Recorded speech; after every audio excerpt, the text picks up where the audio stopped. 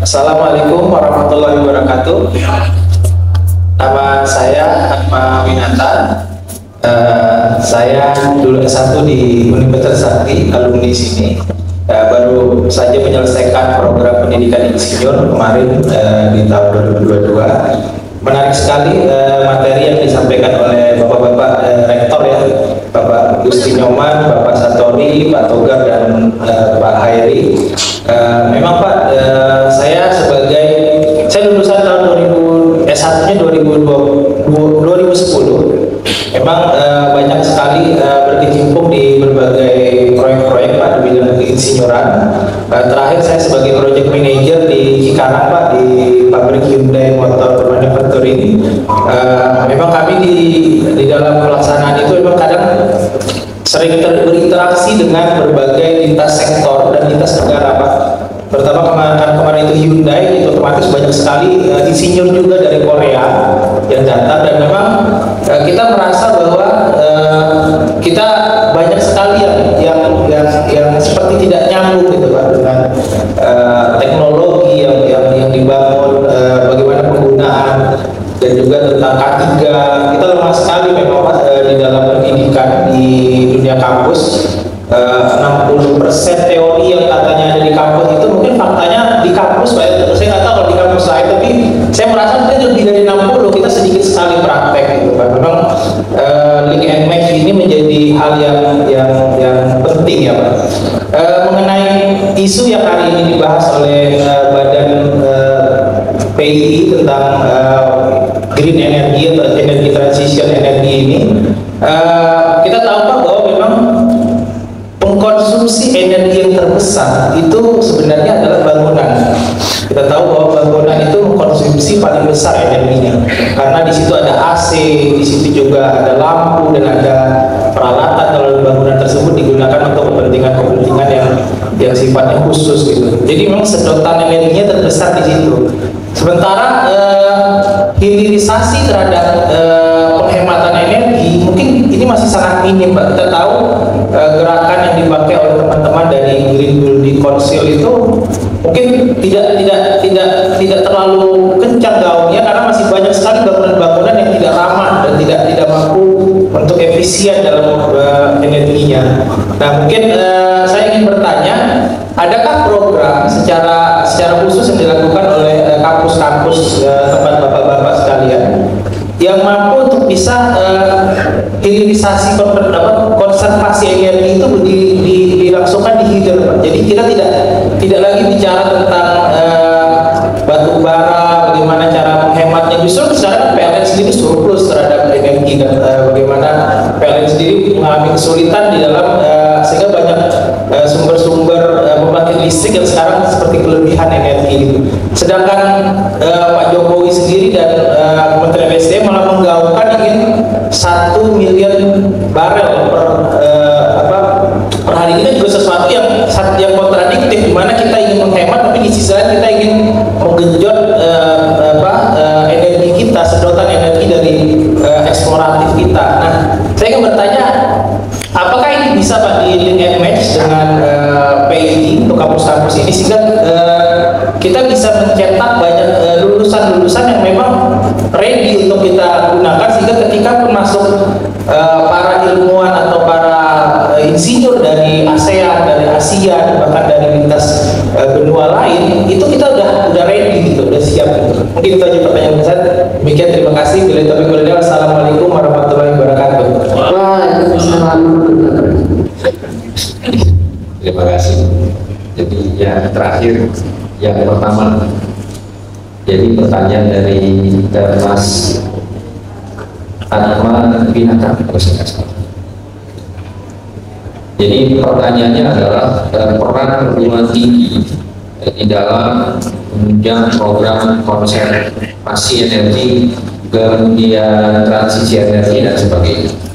Nah, yang dilakukan oleh berbagai perguruan tinggi pada saat ini, termasuk kami, adalah mendorong dari segi riset. Jadi tentunya kita ketahui bersama, Bapak Ibu pengelola perguruan tinggi, setiap perguruan tinggi perlu menyusun stream risetnya masing-masing. Nah, riset itu kemudian diarahkan, termasuk yang kami lakukan, untuk ke hal-hal yang menggunakan label green, baik green product, green building, dan sebagainya. Jadi semua program studi menyentuh hal tersebut. Misalnya, kalau seandainya program studi yang berkaitan dengan desain gedung, bagaimana mendesain gedung yang ramah lingkungan, green building. Green building artinya bukan banyak pohon terlihat hijau, tidak demikian tentunya, tapi menggunakan energi listrik seminimal mungkin, pencahayaan semaksimal mungkin dari luar dan sebagainya. Bagaimana desainnya? Kemudian dalam bidang ilmu sosial juga demikian. Jadi misalnya bidang sosial yang tidak terkait langsung dengan teknik desain, katakanlah bisnis school seperti itu, maka penelitian-penelitiannya bisa diarahkan ke katakanlah green consumption misalnya, kemudian green marketing dan sebagainya. Jadi saya bisa ambil contoh misalnya yang ada hubungannya dengan bidangnya Pak Satori, mohon izin Pak Satori pinjam sedikit. Sirkular ekonomi. Kami pernah melakukan satu penelitian yang berkaitan dengan pemanfaatan produk-produk yang hampir kadaluarsa. Jadi kalau produk tersebut kadaluarsa, akhirnya dibuang. Jadi bagaimana memanfaatkan kembali, termasuk makanan. Jadi kita sering lihat praktek-praktek misalnya penjual roti sebelum expired sudah harus diusahakan produk tersebut terjual habis, sehingga kemudian tidak menghasilkan limbah. Kalau bicara limbah, tentunya efeknya sudah akan sangat besar terhadap kebersihan lingkungan dan sebagainya. Nah, teknis-teknis bagaimana mengelola itu semua itu kemudian diteliti dan didiseminasi ke dunia bisnis. Saya kira sementara itu dulu. Terima kasih. Terima kasih. Ini silakan Pak. Ya, selamat ya Mas Ahmad, dapat senyum. Saya dapat senyumnya baru tahun-tahun juga di IPB ya, jadi IPB jadi saya ambilnya di IPB Bogor, jadi dari Bogor ya, saya ada kelas nih. Oke, yang pertama ini tentang contoh-contoh yang ada di universitas yang berlaku ya, itu ada banyak ya. Yang pertama kita punya praktek di sebelah kampusnya Mas Wira itu, praktek yang kita sebut namanya Freeport Building. Di sana kita sudah kerjasama dengan teknik fisik ITB. Semua ruangan di sana sudah tertata, baik CO2-nya, kemudian temperaturnya, berapa orang di sana. Jadi itu adalah indikator-indikator cerdasnya sudah ada. Dan kita juga punya panel di atas untuk penerangan pakai itu aja, ya. Jadi itu sudah kita lakukan. Yang kedua juga jadi di sini tadi saya bilang ini Mas Agung ini bisa berhasil membawa 2 rektor dan 1 mantan rektor, gitu ya. Luar biasa ya. Sama Pak Bos kita. Profesor ini luar biasa ya. Nah, jadi yang kedua food estate. Jadi saya ikut terlibat membangun food estate di sana di Kuala Lumpur. Dari awal itu memang kita mau ke green building. Jadi kita dapat hibah dari PUPR 80 juta, 80 miliar untuk membuat green building. Jadi begitu kita masuk membuat gedung baru, pengadaan juga termasuk lab-lab, semuanya sudah berkonsep itu sekarang. Jadi itu sudah hal yang biasa Mas Arman. Nah, yang kedua tadi PLN surplus energi ini saya perlu komentarin juga ini ya. Sebetulnya kita nggak perlu lah menangisin kelebihan energi ini. Saya bilang satu solusinya itu sudah green dipercepat Pak. Green ini dipercepat sehingga kalau ada yang lebih bisa masuk, ada yang kurang ambil sedot gitu ya. Tapi kalau di luar negeri sudah jelas kita pakai listrik siang hari lebih mahal, malam murah gitu ya. Jadi ada di sana dynamic pricing-nya dan ada juga storage-nya. Tapi kalau saya, konsepsi saya adalah pakai metanol M. Jadi jangan hanya kita berbicara B, B20, B30, B40, kita pakai M. M ini 15% untuk transportasi di Cina itu sudah menggunakan metanol, dan metanol ini adalah carrier bahan bakar. B Jadi dia bisa dirubah dari mana aja, misalnya listrik lebih kita buat, udah ada, Islamnya sudah punya dari gas itu semuanya. Jadi saya udah kasih juga ini ke Pak Arifin Tasrif konsepsinya. Nanti kalau juga kita perlu seminar khusus, saya lebih mengusulkan metanol. Ya, karena ini adalah carrier energy. Listrik, terus terang, bukan building yang paling besar, Mas Anma yang menghasilkan CO2-nya adalah industri-industri pembangkit energi. Lihat deh data-data itu di situ ya. Jadi 4 building oke. Nah, yang ketiga, bagaimana dengan PII? Nah, ini dia. Ini bos kita ya. Nah, jadi yang pertama ini udah ada ISO itu udah banyak, ISO manajemen energi 55.000 ya. ISO itu. Nah, jadi ISO itu sudah ada, itu kita mantap nanti sama Mas inilah ya, Mas siapa Catur ya. Untuk energi itu kita termantap. Inovasi juga sudah ada. 40 untuk kolaborasi 44.000 ya. Jadi sudah ada gitu 34.000 ya. Jadi udah banyak. Jadi itu pelatihan-pelatihan bisa dengan PII. Kemudian nanti kita bisa mengestimasi kebutuhan asesor pengukuran untuk karbon-karbon ini, untuk instalasi, juga termasuk intelligent building. Jadi semuanya memang udah pakai IoT. Energi, security, safety, industri, bahkan untuk kebakaran safety itu udah bisa langsung terdeteksi dan sebagainya. Jadi bisa banyak mas. Jadi jangan khawatir, tinggal nanti datang aja ke Pak Pajak.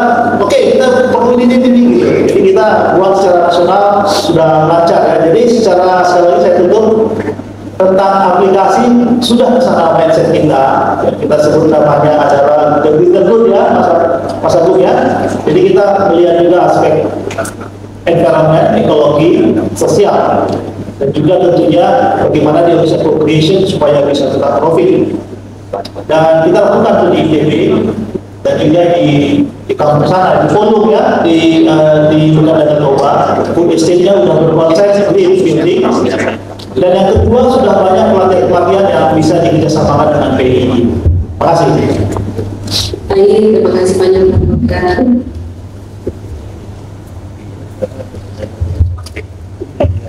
Sepertinya sudah dijawab semua ya.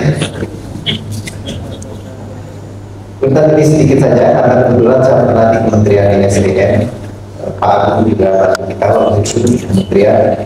Konservasi energi ini sangat concern dari pemerintah, makanya ada Direktur Jenderal Energi Baru dan Terbarukan. Konservasi energi juga termasuk, jadi ditambahkan KE-nya di situ. Karena biaya untuk mengkonserv energi jauh lebih murah daripada generate energi. Nah, memang yang dibutuhkan adalah budaya. Saya kasih contoh saja di Universitas Pertamina, kami sedang mengembangkan dan sudah mulai jalan diadvise oleh teman-teman di ITB, Pak Prof. Suwono, untuk mengembangkan smart tadi building ya, smart kampus kita sebut. Jadi bagaimana menggunakan smart grid, terus kalau ada ruangan yang tidak terpakai otomatis lampunya mati, AC-nya mati dan seterusnya. Ada smart sistemnya lah. Hal ini bisa diterapkan di semua kampus Indonesia, apalagi di pabrik-pabrik. Saya kira konservasi energi kita akan luar biasa efeknya. Concern yang luar biasa dari anak muda. Terima kasih. Terima kasih. Ya. Silakan. Ini udah lengkap ya jawabannya. Jadi saya penutup saja masalah ini. Jawabannya udah lengkap. Jadi saya cuma ingin menyampaikan begini. Di depan ini luar biasa nih. Yang lainnya rektor dan mantan rektor, saya itu dekan. Selain itu saya di kepala bidang 9 BKTI dan kajian kita mengenai sirkular ekonomi. Ya, berbicara mengenai building yang perlu Pak Togar sampaikan, dan tentang tidak bukan merupakan konsumsi terbesar sebetulnya yang saya tahu ya. Energi pembangkit itu besar ya. Dan industri-industri yang mengkonsumsi energi terbesar mulai dari industri semen, industri baja itu sebenarnya juga besar. Oleh karena itu di teknik industri, terutama di mata kuliah sektor industri itu ada konsep renewable energy untuk industri yang mengkonsumsi energi besar. Jadi kalau di perguruan tinggi terutama di teknik industri saya kira sudah belajar mengenai itu. Nah, yang terpenting lagi adalah bagaimana implementasinya. Dan memang betul ya sebagai berperan tinggi di negeri dalamnya ada riset dan hilirisasi riset dan juga penerapannya di kampus sendiri. Terutama kalau di Unisba sendiri kita sudah menerapkan ekokampus dan salah satu poinnya adalah juga berkaitan dengan green building dan terutama berkaitan dengan penghematan energi. Jadi di gedung-gedung baru yang baru kita bangun itu sudah melakukan itu, dan yang lebih konkret lagi adalah terkait dengan waste management. Ya, kita mencoba mengkreasi kampus zero waste. Kita diharapkan bahwa green building dan green campus ini bisa kita wujudkan. Kira-kira begitu. Dan untuk menyusul Mas Stadion baru lulus SPPI, saya juga menawarkan mari bergabung ke SPPI Fakultas Teknik Unisba. Insya Allah tentunya saya terus dan terima kasih. Terima kasih jawabannya, mudah-mudahan sudah cukup menjawab. Ya, nah di satu sini juga ya sudah menerapkan ya sebenarnya dengan tagline-nya One Stop Learning for Sustainable Development. Nah, ini juga sudah diletakkan di roadmap penelitian universitas ya, dan juga di mata kuliah ya, yang dimasukkan di kurikulum ya, khususnya juga dari industri. Baik, kita buka nanya kedua, silakan. Assalamualaikum warahmatullahi wabarakatuh. Waalaikumsalam. Perkenalkan, saya belum bicara dari Universitas Pertamina. Sebelumnya saya berterima kasih kepada Bapak yang telah menyampaikan untuk pertanyaan menurut Bapak, seseorang yang pekerjaan ini tinggal di bidang bukan selama pelajarannya selama berbulan. Contohnya, seseorang yang di perguruan itu belajar di mengenai eksplorasi minyak bumi, lalu mengenai pekerjaan yang tinggal di bidang logistik. Menurut Bapak, apakah itu termasuk pemanfaatan sumber daya manusia secara optimal? Terima kasih. Assalamualaikum warahmatullahi wabarakatuh. Waalaikumsalam.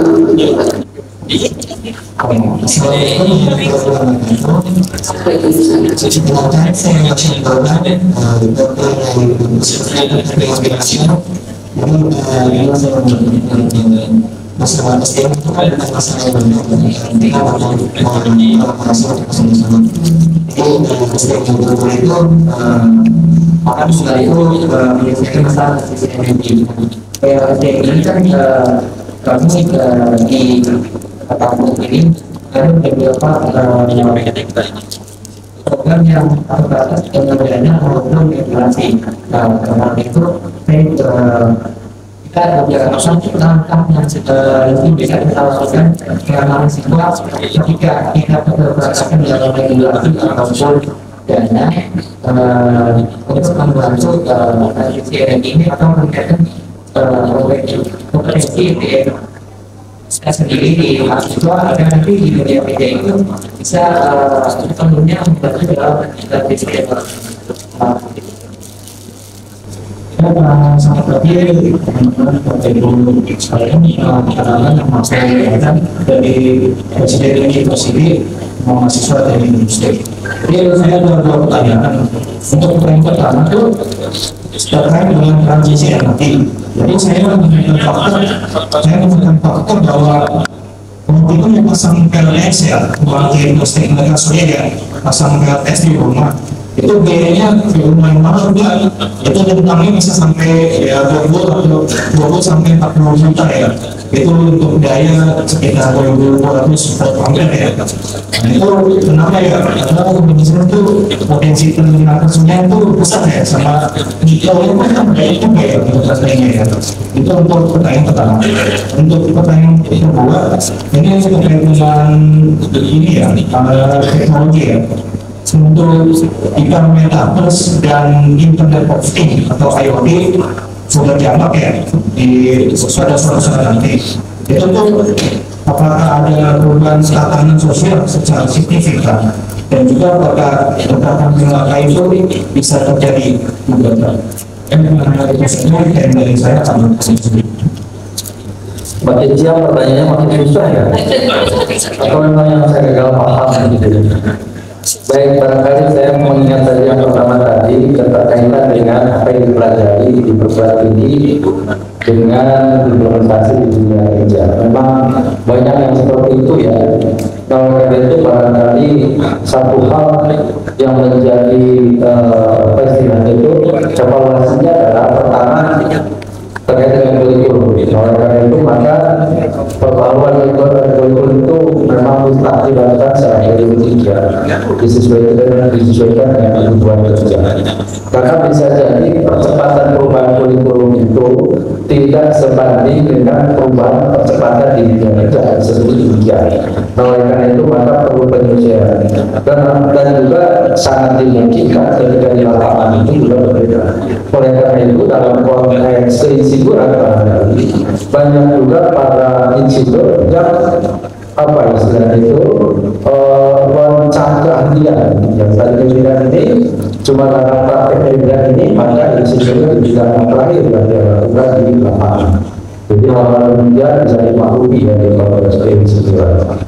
Kemudian yang lainnya mungkin tadi berkaitan dengan masalah pembiayaan ya, dan saya lupa dari ini kalau nggak salah pertanyaan mengenai persoalan ketersediaan anggaran terutama untuk mahasiswa ya di kampus yang mengembangkan katakanlah energi baru terbarukan. Ya memang itu dilema yang nanti oleh para mahasiswa, tidak cuma mahasiswa, tapi juga dosen, terutama di kampus sendiri memang dananya terbatas.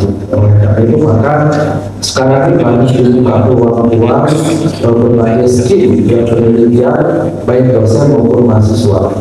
Dan yang terakhir ada yang lebih tantangannya barangkali luar biasa bisa kita hadapi ya oleh mahasiswa maupun dosen, yaitu skill TRK matching fund. Itu lumayan besar dan bisa kita gunakan dalam konteks riset mengenai EBT termasuk jaringan mahasiswa. Dan peran mahasiswa ini sangat terbuka lebar sekarang dengan programnya MPKS. Kalian wajib, jadi pelibatan mahasiswa bisa MPK itu dipersyaratkan kalau nggak salah bisa sampai 20 mahasiswa. Gitu ya, dan bahkan nanti bisa koordinasi dengan SKS gitu. Jadi saya kira itu peluang-peluang bisa dilakukan oleh mahasiswa. Hanya itu yang bisa saya jawab. Bisa Terima kasih Mas Sutri, silakan Mas Firman. Terima kasih, saya menjawab sebagian saja supaya kita bagi-bagi jawabnya. Satu ya PATS kok mahal, memang harus ada kebijakan khusus sebenarnya ya supaya masih energi terbarukannya jalan. Kalau bisnis as usual pasti akan ya evolusi pelan-pelan. Kalau kita masang PLTS di rumah sekarang contohnya, kebetulan saya banyak masang juga di rumah saya masang. Kira-kira sekarang saya bayar listrik misalkan 800.000 per bulan. Setelah saya pasang PLTS di rumah saya bayarnya 300.000. Jadi sepertiganya kira-kira. Dan lalu balik modal kalau dikembalikan itu dihitung itu kira-kira 7 sampai 8 tahun. Untuk orang berbisnis ini nggak terlalu menarik sebenarnya. Tapi kalau sebagai pribadi akan ya lumayan lah, memang modalnya besar. Ini contoh. Nah kalau ada kebijakan khusus, ada insentif seperti di Jerman, di Norway dan sebagainya, itu akan jauh lebih murah gitu ya. Memang diperlukan kebijakan khusus. Maaf saya cerita ini karena saya di Kementerian ESDM dulu, pada tahun dulu baru itu ininya. Tapi kalau sebagai warga kampus tetap kita meneliti, kita mengembangkan. Karena terus terang sel surya itu kita belum bisa bikin sendiri di Indonesia. Belum bisa, jadi selalu datang dari luar. Itu salah satu juga yang membuat mahal.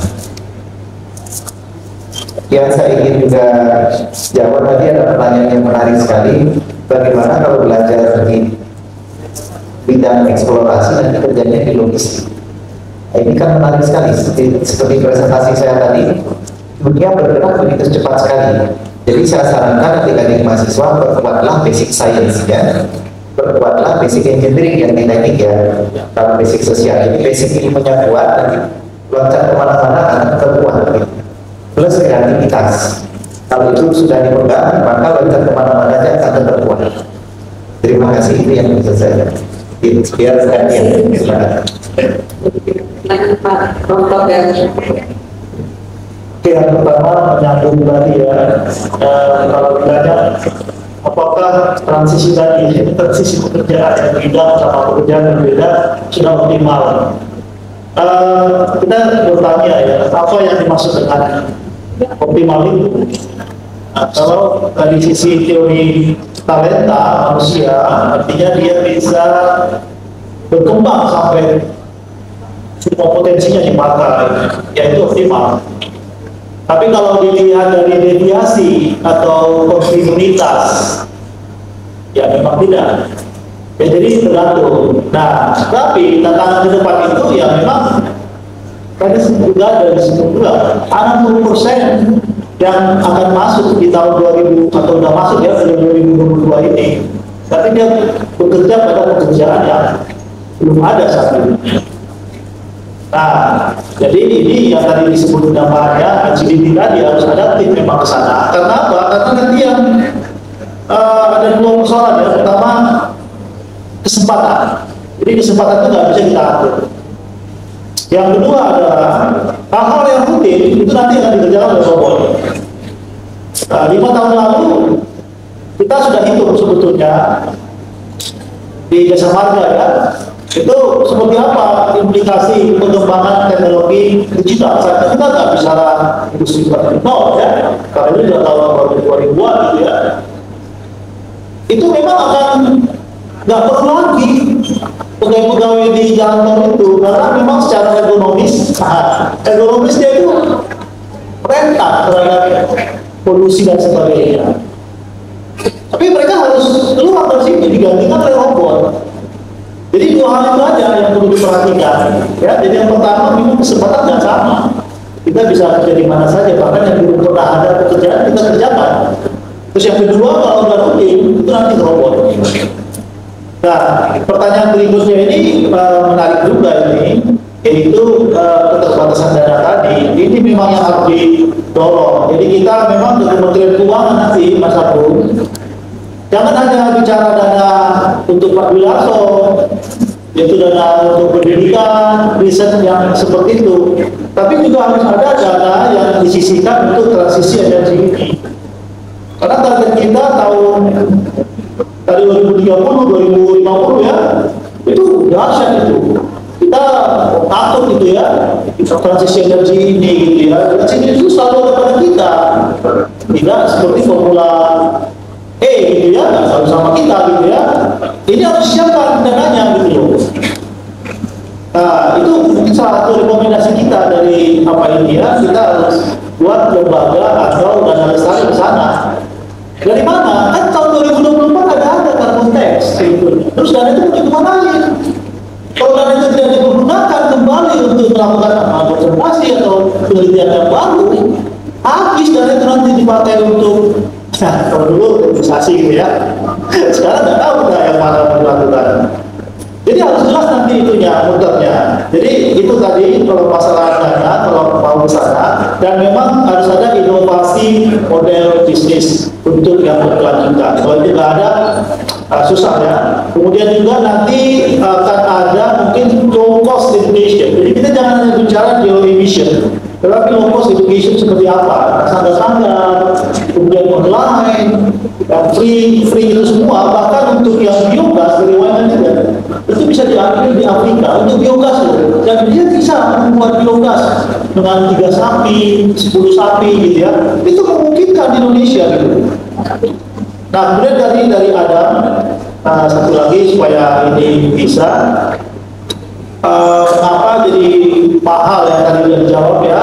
Kemudian yang pertanyaan kedua yang mau saya jawab tadi sudah dijawab sama Pak Wira ya, yang mengenai PLTS. Nah, yang kedua, apakah ada perubahan perilaku nanti tatanan sosial dengan adanya IoT yang metaverse? Yang pertama, mengenai fisik, kita tetap perlu makan, perlu food, kita nggak bisa hidup di metaverse. Makanya metaverse itu dalam beberapa bulan terakhir ini ada penolakan, belum siap sebetulnya metaverse itu. Sekarang krisis kalau perlu makan, perlu energi. bukan perlu metaverse. Dari mana indikasinya? Banyak sudah quit dari metaverse itu, dan metaverse itu stagnasi sekarang. Jadi sekarang agak nangis itu. Ya, metaverse itu. Jadi itu yang pertama. Yang kedua, ini yang nanti akan berkembang ke depan, surveillance ekonomi atau behavioral ekonomi. Kita dengan rela memberikan data-data kita, tetapi dengan data-data yang kita miliki, perilaku kita bisa dimonitor dan kita bisa dikontrol. Ini yang saya satu yang untuk adik mahasiswa perlu ketahui, salah satu yang tantangan di Indonesia kita ini itu adalah kita bicara tentang overweight sama overload, odol. Nah, odol ini karena masalah perilakunya nggak masuk ke sini. Kalau misalkan ada truk yang kalau kita bilang dia harus 10 ton, minimum dia bawa 15 ton, portal nggak terbuka. Nah, ini yang kita sebut dengan surveillance. Coba nanti dicari surveillance ekonomi atau behavioral ekonomi. Nanti ke depannya seperti itu. Kita akan dimonitor dan perilaku kita akan dikontrol. Nanti dia akan bilang, Anda belum bawa KTP karena Anda pagi ini mau check-in di bandara Palu ya. Begitu. Jadi udah ada nanti seperti itu. Jadi siap-siap kita nanti tentang surveillance ekonomi ini. Itu kita makan saya. Ya. Terima kasih banyak Dr. Garis, silakan Prof. Hairi. Ya, posisi saya dari Pak Sontori jadi sudah terjawab semua. Saya menambah sedikit saja beberapa kalimat. Jadi mengenai pekerjaan adalah hal yang biasa. Kita kuliah apa-apa adik mahasiswa bidang tertentu, kemudian kita bekerja di bidang yang lain. Contoh yang sederhana, kalau kita lihat di dunia perbankan, isinya itu kan mereka dengan background pendidikan finance, tapi berbagai latar belakang pendidikan ada di sana dan memang dibutuhkan. Mulai dari teknik industri juga ada, sampai fisika pun ada. Sekarang managing director-nya adalah seorang yang pendidikannya jauh dari dunia perbankan. Jadi yang penting adalah passion-nya ada di mana. Kemudian yang berikutnya, sesuatu yang mahal apabila kita sebagai mahasiswa ini bisa mengikuti dengan biaya murah dan sebagainya, kuncinya adalah adanya kampus Merdeka sekarang. Ikut intensif langsung dapat semuanya, bukan hanya dapat ilmunya, uang sakunya dapat. Kemudian yang berikutnya, kenapa energi yang baru itu mahal? Di bidang ilmu saya ini kaitannya dengan skala ekonomi. Jadi skala ekonominya belum tercapai. Kalau nanti sudah tercapai, maka unit cost-nya akan turun dengan sendirinya. Begitu juga teknologinya makin hari makin canggih. Dan kemudian yang terakhir yang berkaitan dengan metaverse, ditanyakan tentang tatanan sosialnya. Dengan berjalannya waktu, sosial norm itu akan terbentuk. Jadi kalau sekarang belum, nanti norma-norma sosial akan terbentuk dengan sendirinya dengan semakin populernya metaverse itu. Demikian dulu, terima kasih. Terima kasih Prof. Hairi. Ya, dengan demikian kita beri applause ya kepada mahasiswa kita.